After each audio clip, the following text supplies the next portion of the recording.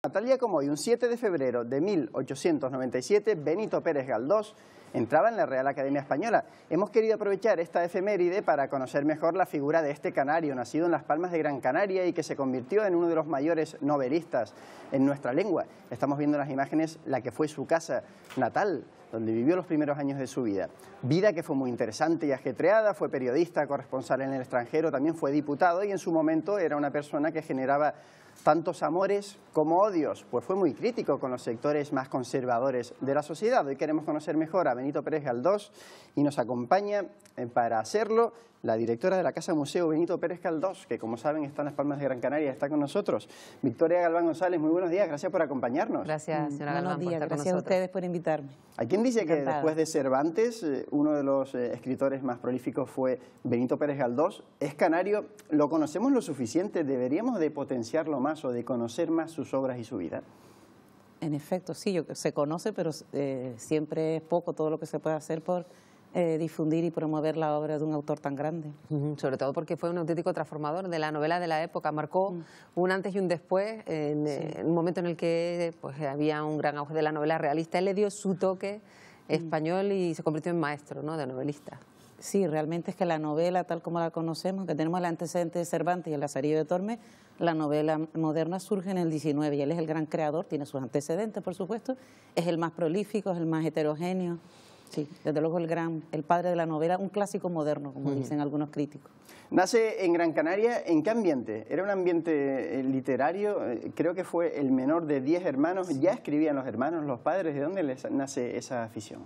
Bueno, él sí es el más pequeño de 10 hermanos, nació en la calle Cano, en su momento 33, donde está ahora la casa natal, en 1843. A ver, sobre todo sus inquietudes se notan cuando es alumno del Colegio San Agustín. Ahí sus profesores se dan cuenta de sus inquietudes, los Martínez de Escobar, bueno, fueron 3. Digamos que sí, que surge ese interés pues porque era un chico muy inquieto. Hay una biblioteca, está en un círculo en el que eso es positivo, digamos que tiene elementos para animarlo a la cultura, a la literatura, a la pintura, al dibujo. Es decir, antes de irse a Madrid, él ya escribía. Sí, ¿Por qué sí, se fue a Madrid y cómo le afectó irse a la capital? Bueno, se fue a Madrid en 1862, la familia lo mandó a estudiar leyes, carrera que no terminó, y bueno, pues empezó ya su impulso creador, ya está en Las Palmas, está con el dibujo, con la pintura, también con versos, escribió algunos versos, ya nunca más escribió poesía, pues una obra de teatro, sus colaboraciones en el Ómnibus, es decir, que ya tiene una trayectoria previa. Al Galdós que va a ser después está en ciernes ya, claro, en Las Palmas. Y es clave la llegada a Madrid, su vida ahí, su día a día, constante recoger cómo eran pues, los diálogos, la vida del Madrid de la época, que plasmó de esa manera tan vívida en sus novelas, ¿no? Sí, él realmente cuando llegó estuvo unos cursos en la universidad, pero fue más importante el teatro real, pasear, callejear, las tertulias, lo que se llama flanear, que es un verbo que utiliza del término flanear.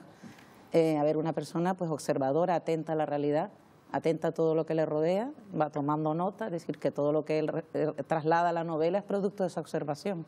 Es un gran observador de la realidad. Sí. Reflejaba bien la sociedad de la época, de la España de la época. Pues te animo a que leas sus obras y verás que sí, que reflejan muy bien. Sí, son un documento, son obras literarias, pero sí son un testimonio muy fidedigno de la historia de su tiempo. También trabajó, siempre con el filtro literario, por supuesto. Y él también trabajó como periodista, sin ese filtro. ¿Cómo le afecta a su obra el haber trabajado de periodista? Porque también viajó mucho al extranjero y tuvo contacto con otros grandes personajes de la época fuera de nuestro país. Sí, efectivamente. Ya él empiezan las colaboraciones en Las Palmas con el periódico El Ómnibus, de uno de sus profesores del Colegio San Agustín. Y luego nada más llegar, hace crónicas muy variadas, tema musical, social, hasta que empieza a trabajar en el periódico, un periódico importante que se llamaba La Nación, es decir, que él ya desde que llega a Madrid enseguida se introduce en el mundo de la prensa, siempre continúa toda su vida haciendo crónicas, ¿no? Y precisamente, disculpe que la interrumpa, precisamente en esa visión de cronista, pues se escribe a lo mejor una de las obras clave de la literatura española que tiene que ver con esa forma de contar las cosas, que son esos episodios nacionales, que solo por eso ya merecería formar parte de la historia de la literatura universal, ¿no? Sí, pero no solo por eso, porque claro. Fortunata y Jacinta, no sé, tantas obras. No, efectivamente. Él ahí escribe novela histórica, que era un género que estaba de moda, y de luego pues convierte ese género en palabras mayores. Vamos. A ver, su trabajo como cronista, está claro que si él escribe una novela que quiere dar testimonio de la realidad como novela realista, luego naturalista, pues un poco lo de cronista va de la mano, ¿no? Hay una relación estrecha entre el Galdós, que es periodista, con el Galdós novelista, dramaturgo también. ¿Podríamos pensar que alguien que escribió a finales del 19, principios del 20, es difícil de leer? ¿Eso es un prejuicio? ¿Con qué obra podríamos acercarnos a Galdós? Quizás, ¿cuál es la más fácil de leer? ¿Qué recomendaría? Es una buena pregunta, sí. A ver, una vez superada la pantalla hasta la barrera del tiempo, y uno supera ese rechazo inicial que puede tener mucha gente a leer un clásico, una vez se supera esta barrera, ten en cuenta que el español del siglo XIX no está tan lejano. Es verdad que hay giros y usos que no son actuales. Una vez uno ya supera esa barrera, descubre que es un autor muy actual. Como clásico que es, quiere decir que te interpela a ti ahora, en este momento. ¿Qué obras? Es que son tantas. Bueno, la que se suele recomendar en los institutos es Marianela. Es que se suele hablar que normalmente, bueno, por lo menos en mi época sí que se mandaba a leer obras de Pérez Galdós para empezar esa. Marianela, pues Doña Perfecta, pues Tristana, Miau. Fortunata y Jacinta. Fortunata y Jacinta, pero eso como más quizá la gente le asusta. Tantas películas inspiradas en sus obras, como El Abuelo, o Tristana, o películas importantes de la historia del cine español, con lo cual, digamos que hace unas décadas era mucho más conocido quizá la figura de Pérez Galdós, y más que ahora quizá que se ha ido un poco desapareciendo de la escena, ¿no? No estoy de acuerdo. Bueno, nosotros en la Casa Museo intentamos, pero no solo eso. A ver, es que Pérez Galdós forma parte del currículo escolar. Claro. De hecho, vienen muchos visitantes cautivos, que son los estudiantes que traen los profesores. Ese trabajo que hacen los departamentos pedagógicos de los museos son fundamentales. Pues se ve que por las visitas que se hacen, por los libros que se leen, se edita continuamente Pérez Galdós. Es decir, que si analizamos esa recepción, está claro que Galdós está muy vivo. Háblenos de la Casa Museo que usted dirige. ¿Qué podemos encontrar? Si alguien no ha ido, ¿qué se puede encontrar ahí? Hay una joya de la corona que es un retrato de Galdós por otro grande de la época, por Sorolla. ¿Qué más nos podemos encontrar por ahí? Bueno, es un recorrido por todos lo que son los espacios íntimos del autor. Pues podemos encontrar su mobiliario diseñado por él, objetos, no sé, afilador, pluma, su pequeña obra también, vamos a decir, su pinacoteca particular, cuadros pintados por él. No sé si es verdad, pero he leído que no le gustaba escribir con pluma, no sé si sabe al respecto, que prefería lápiz porque leyera más lento. Es que sí escribía, efectivamente, sí escribía más a lápiz, sí. Pero vamos, no puedes encontrarte eso, plumas, lápiz, manuscritos también, porque tenemos un fondo documental importante, tenemos traducciones de Pérez Galdós en su tiempo, que tenemos una vitrina dedicada a eso. Vamos, que es un recorrido por los espacios íntimos de Pérez Galdós. La casa, que es la casa natal, solo tiene como mueble original la cuna donde nació, y el resto es mobiliario que procede de su casa de Santander, de San Quintín, y de Madrid menos.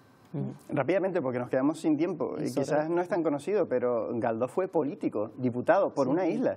Sí, por Puerto Rico, sí, la Guayama. Sí, esto fue lo que se llamaba diputado cunero, esto lo conoce muy bien Alfonso Armas Ayala, que fue el primer director de la Casa Museo, y luego termina como diputado también por Las Palmas, también se introduce en el Partido Republicano a principios del siglo XX, en la Conjunción Republicano-Socialista de Pablo Iglesias. Señora Galván, si le parece, vamos a conocer un poco mejor esa Casa Museo que usted conoce perfectamente, porque vamos a hacerlo visitando un poquito esta casa de la que hemos hablado, que se convirtió en museo, como decíamos, en 1960.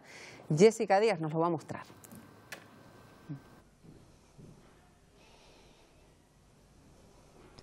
Buenos días, Canarias. Todo surge a raíz de que la hija de Benito Pérez Galdós y única heredera ofertara al Cabildo todo su legado. Así que esta institución buscó un lugar para poder exhibirlo. ¿Qué mejor lugar que la casa donde nació y donde pasó la juventud y la infancia este escritor? Estamos viendo ahora mismo uno de sus despachos, es el que tenía en Madrid. Pero nos lo va a explicar mejor Raquel Peñate, que es técnico del Departamento de Educación de la Casa Museo Pérez Galdós. Buenos días. Hola, buenos días. ¿Qué es lo que estamos viendo? El despacho que estaba en Madrid, ¿pero qué tiene de peculiaridad? Efectivamente, la Casa Museo recrea esos ambientes del autor en la península y traslada todo este mobiliario, y aquí nos encontramos con algunos de los objetos que tuvo en esas casas de Madrid. Por ejemplo, la mesa de trabajo y, por supuesto, este Sorolla original que es una de las piezas más importantes que custodia la Casa Museo. ¿Pero por qué Sorolla le hace un cuadro a Benito Pérez Galdós?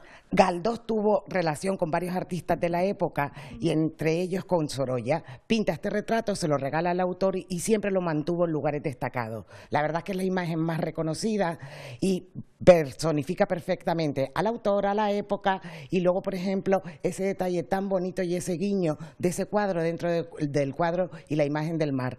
Ahí está Sorolla, el pintor del mar, pero también está el isleño Benito. ¿Y qué tenemos sobre la mesa? Podemos ver cómo escribía, ¿no? Efectivamente, Benito era una máquina de escribir, por así decirlo. Démonos cuenta que en el 19 el medio de comunicación eran las cartas y luego también lo que es ese montante literario. Benito también participó en varias publicaciones periódicas y es verdad que es muy profuso el sistema de escritura del autor. Lo que me ha llamado mucho la atención de esta casa museo, que no solo tenemos libros, sino que también está la influencia de su música, de decoración incluso. Efectivamente, Benito es un artista multidisciplinar y es verdad que en la casa siempre queremos proyectar esa formación que ya se da en Gran Canaria, en ese colegio de San Agustín, donde Benito no solo se impartían asignaturas, sino también saberes. Ya sabe pintura, música y son disciplinas que le van a acompañar. Y también esa relación con varios artistas. De hecho, una de las facetas muy curiosas es la de diseñador. Este mueble es diseño del autor, era un mueble librero y hoy nos vale para exponer traducciones del autor, que nos da esa dimensión internacional que ya en vida, que era poco corriente en el 19, tiene Benito.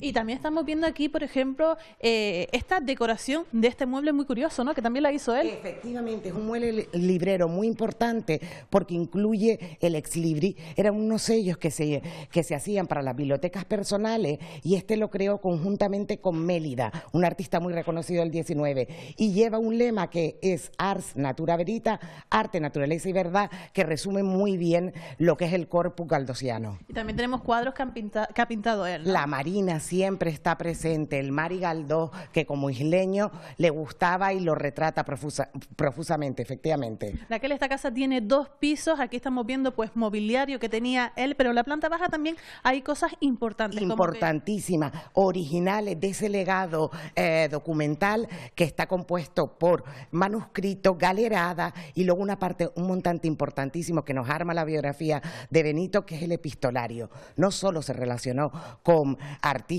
y escritores de la época, pero también está ese ámbito personal, familiar, y la verdad que es muy curioso y es un material vivísimo y nos pone al día del autor. También quiero mostrar un cuadro, porque aquí además de ver todas las facetas del escritor Benito Pérez Galdós, también tenemos un cuadro importante de otro artista de Canarias. Efectivamente, esa relación de Benito con Canarias, no solo a través de iniciativas que emprende a favor de los isleños, sino la relación con otros isleños. Este es Manuel González Méndez, un pintor de la isla de La Palma, que fue el primer pintor canario que expuso en París y que tiene una relación personal con Benito. Y entre artistas pues se regalaban obra y Benito siempre custodiaba y exhibía esos regalos que tan cariñosamente le hacían. Pues muchísimas gracias, Raquel, por mostrarnos esto. Encantadísima, y por nuestra parte invitarlos a venir. Vengan y disfruten de este patrimonio que es nuestro. Muchísimas gracias. Gracias. Hemos visto uno de sus despachos, el que tenía en Madrid, pero antes de despedirnos quiero mostrarles una cosa muy interesante que lo tenemos aquí dentro. Es la cuna de Benito Pérez Galdós. Tiene casi 2 siglos. La utilizaron también sus hermanos. Él era el menor de 10 hermanos. Así que les dejo con esta imagen, con la cuna de Benito Pérez Galdós. Esa cuna que ya había destacado la señora Galván, Carlos. Sí, que quería destacar algo más sobre esa casa museo. Sí, sin más, bueno, que les invito a visitar la casa, por supuesto, y podrán encontrar mobiliario original. Es decir, que frente a otras casas museos, el mobiliario es totalmente original y los objetos. Bueno, pues hay que ir, por supuesto, a esa casa museo. Muchísimas gracias, señora Galván, por estar aquí con nosotros esta mañana. Gracias, muy buenos días. Muchísimas gracias a ustedes.